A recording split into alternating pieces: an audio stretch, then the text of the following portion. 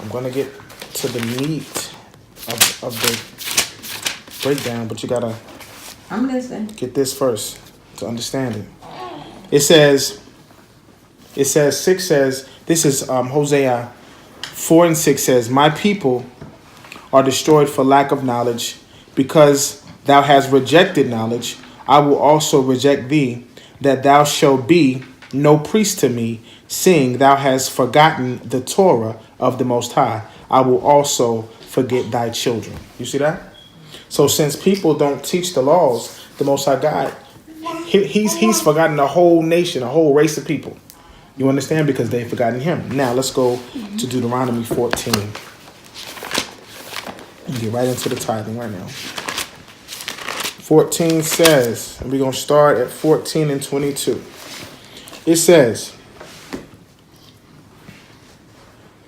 thou shalt truly tithe all the increase of thy seed that the field bringeth forth year by year.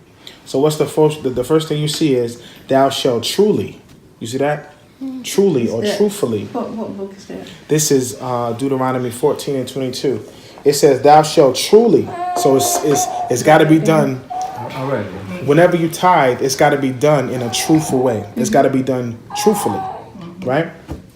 Thou shalt truly tithe all the increase of thy seed that the field bringeth forth year by year. 23 says, and thou shalt eat before the Most High thy Elohim in the place which he shall choose to place his name there, the tithe of thy corn, of thy wine, and of thine oil, and the firstlings of thy herds, and of thy flocks, that thou mayest learn to fear the Most High, thy Elohim, always. So one of the reasons why we had the tithe is so that we would learn to fear the Most High, right? Then it said, so it's like we have a portion, but we keep a portion away for the Most High. So we have to learn to be fearful of the laws of the Most High God. And respect. Yeah. So it says, and if the way be too long for thee, so this is speaking of whenever we had to go to the temple at Jerusalem, right? It says, and if the way be too long for thee, so that thou art not able to carry it, because again, what is it? It's corn, right? Mm-hmm. It is wine, it is oil, and the firstlings of our flock, right?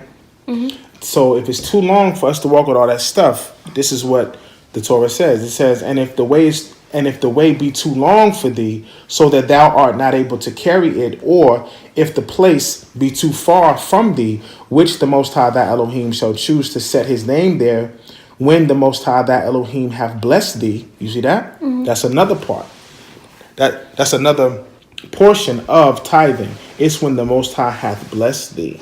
You see that? Mm-hmm. It says, then shalt thou turn it into money. That's the only time money plays a part in tithing, is if what you have is too much to carry to the place where the Most High God has chosen for you to tithe. You see that? Mm-hmm. It says, then shalt thou turn it into money and bind up the money in thine hand. So the Most High wants you to keep your money. Then it says, because the money comes from out of the stuff you was going to tithe. Well, how do you know when God has blessed you? So you know after God bless you. Yeah, you know when the Most High bless you. I know what I'm saying. So it's like this. When it's written, it may sound funny, but it's just simple. When the Most High, so if you, let's say tomorrow, somebody just, or you just get $10,000, right? Go bless somebody. Period, point blank. You know what I'm saying? Whenever you get a blessing in your life, show the Most High that you know it came from him and give to someone. Okay. But what I'm saying, I guess, is that before you tithe or after you tithe, you're going to get the blessing. After you tithe, then you get a blessing, or before you tithe. You said after you tithe or before you tithe, are you going to get a blessing? Like it said after you are blessed. It says, no. Oh, I see what you're saying. Mm-hmm. So after you're blessed, then you tithe. You see what I'm saying? Yeah. After you're blessed, then you tithe. Like, go ahead. I think what your mother may be alluding to there's lots of times People think tithing is gonna get the preachers will, and I think it's in Malachi. I'm not sure where. You probably will get back to it, and I don't remember it, so I'm definitely not saying to say the word. Kind of paraphrasing the thought where it says, "Well, you give freely, then I'll open up the windows of heaven and pour out your best blessings. You won't have enough room to receive." Right. I was gonna put a lot of emphasis on. Yep. A lot. But we're gonna show why too. But you're blessed. You're blessed. Period. I know. But the you're blessed. But the Most High made it so clear. This is something that's it's obtainable for us, because you see how people they'll take their last, right, and give it. But the thing about it is, the Most High God said, "When I have blessed you, then you tithe. When I have blessed you, then you tithe." Now, that's not saying that if you want to give. You see what I'm saying? But if it is if you're doing it because of this law, give whatever the Most High God gives to you. You see what I'm saying? Go ahead. So the blessing is the corn, the oil, the wine. Yeah, it's like that's the blessing. Yeah, that's the blessing. When the Most High God hath blessed you in anything that you do, and of course, for you, since you're not a farmer, since you don't farm, since you don't have your own garden, then this would be in a different area of your life. You see what I'm saying? So this would be like whenever you receive whatever it is that the Most High God may bless you with, then you go bless someone. You go bless a priest that you know, a real priest. Make sure it's a real priest, one that teaches the law, statutes, and commandments of the Most High God, one that you know, because the scriptures say, "Help not a sinner, hold back thy bread." That's what the scriptures say. But you bless and you help the godly man. Okay, that's what it says. Oh yeah, I'll read it to you. I'll read it. It says, "And if the way be too long for thee, so that thou art not able to carry it, or if the place be too far from thee, which the Most High thy Elohim shall choose to set his name there, when the Most High thy Elohim hath blessed thee, then shalt thou turn it into money, and bind up the money in thine hand, and shall go unto the place which the Most High thy Elohim shall choose. And thou shalt bestow," meaning, and I'm going to show you what that means, "and thou shalt bestow that money for whatsoever thy soul lusteth after." So now, whenever you get to the place where the Most High God has chosen for you to give tithe, you buy back everything else, or everything prior to you getting the money. Because you notice, you was in one place, you had oxen, lamb, whatever you had, right? But it was too far for you to walk to this place. So you had to sell all that stuff. You got money for it, put it in your pocket, and then you went to where the Most High wanted you to tithe. Whenever you get to the place where the Most High wants you to tithe, then you you buy back all the things that you were going to tithe prior to you getting the money. You see what I'm saying? Mm-hmm. So then you buy back the oxen, the sheep, the wine, the corn, the oil, and then you take it to the priest. You see what I'm saying? Mm-hmm. It says this, because what you got to understand is, during these times, whenever the Levitical priests were in the temple, money would have done nothing for them, because they couldn't leave the temple. You understand what I'm saying? They couldn't leave the temple.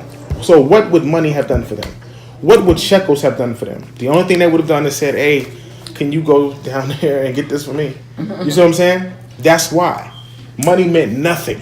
You understand? So it says, "Then shalt thou turn it into money, and bind up the money in thine hand, and shall go unto the place which the Most High thy Elohim shall choose. And thou shalt bestow that money for whatsoever thy soul lusteth after, for oxen, or for sheep, or for wine, or for strong drink, or for whatsoever thy soul desireth. And thou shalt eat there before the Most High thy Elohim, and thou shalt rejoice, thou and thine household. And the Levite that is within thy gates, thou shalt not forsake him, for he hath no part nor inheritance with thee.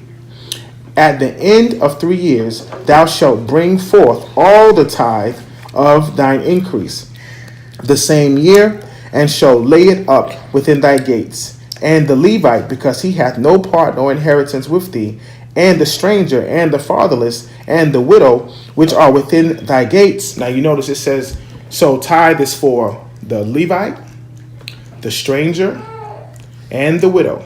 You see that?